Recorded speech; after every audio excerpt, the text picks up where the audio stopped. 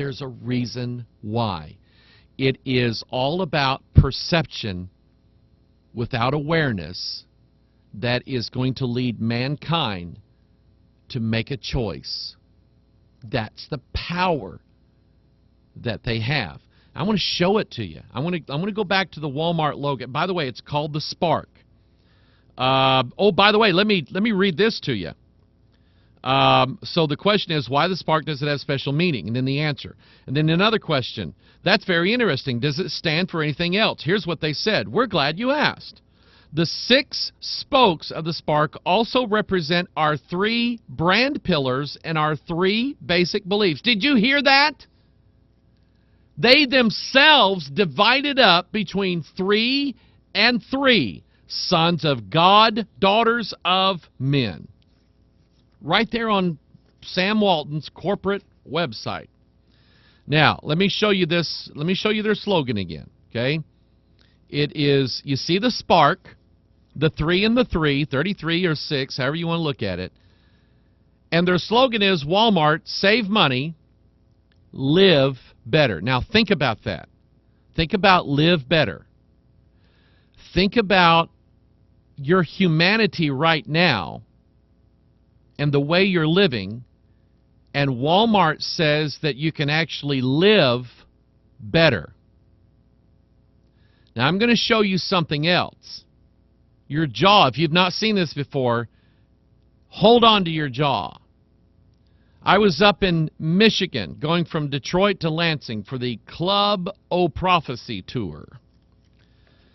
And a guy was taking me, we were driving this guy's car. We were talking, he was talking 90 miles an hour, had a good trip.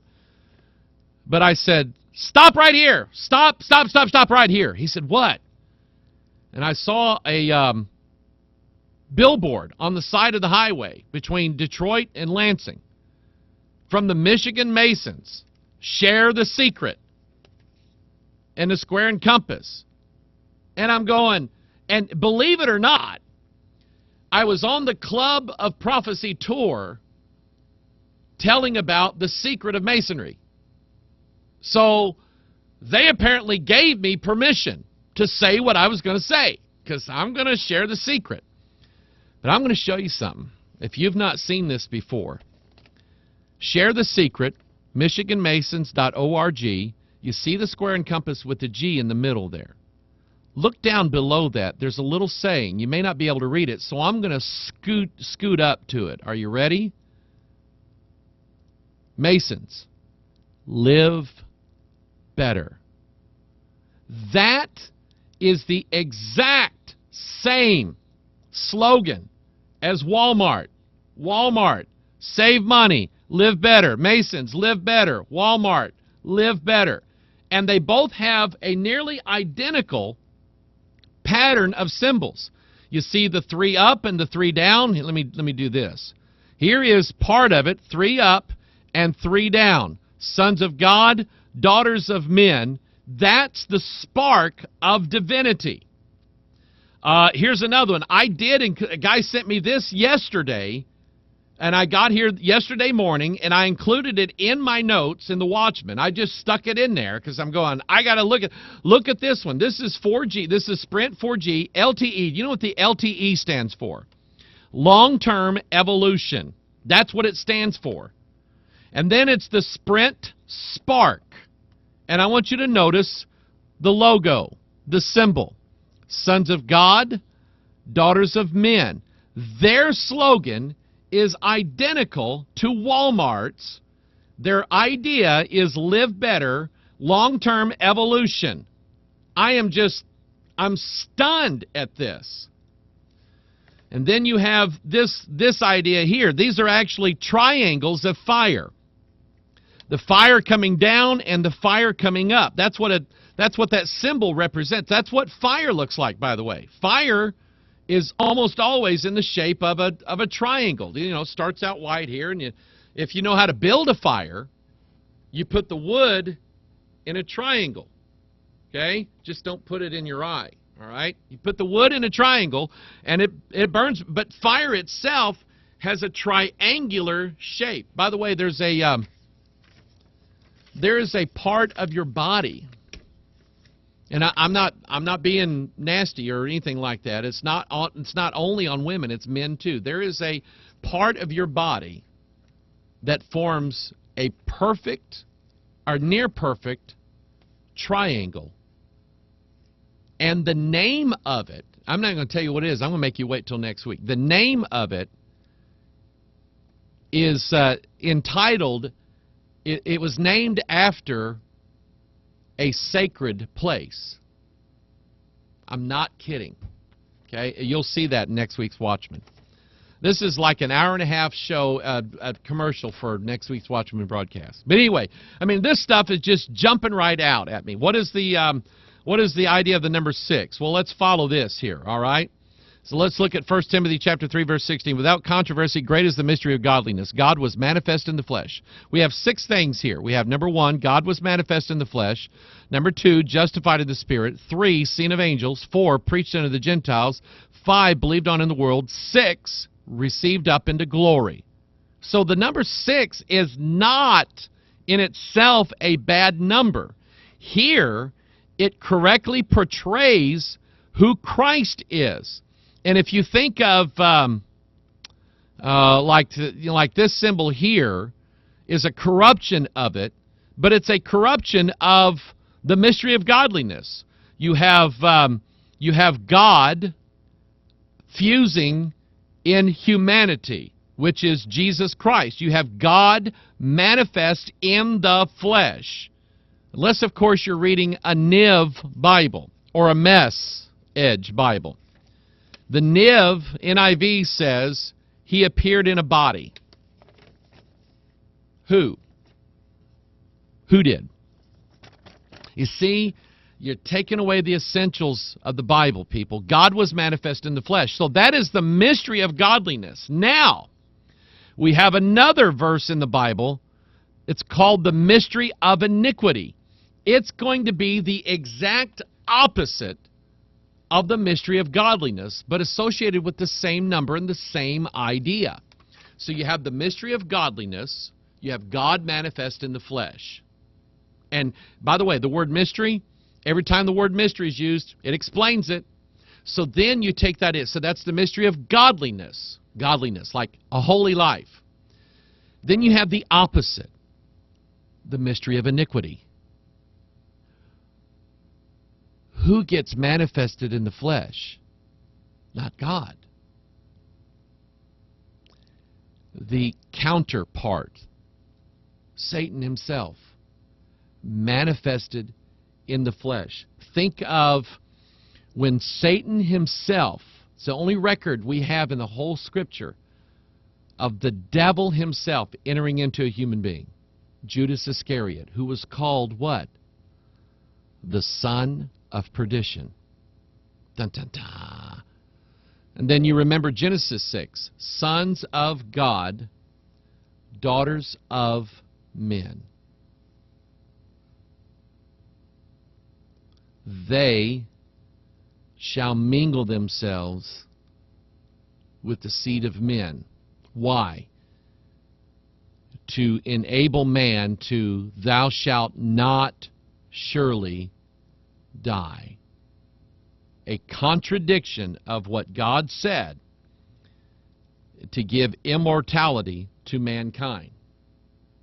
And so, number 1, appreciate my sister.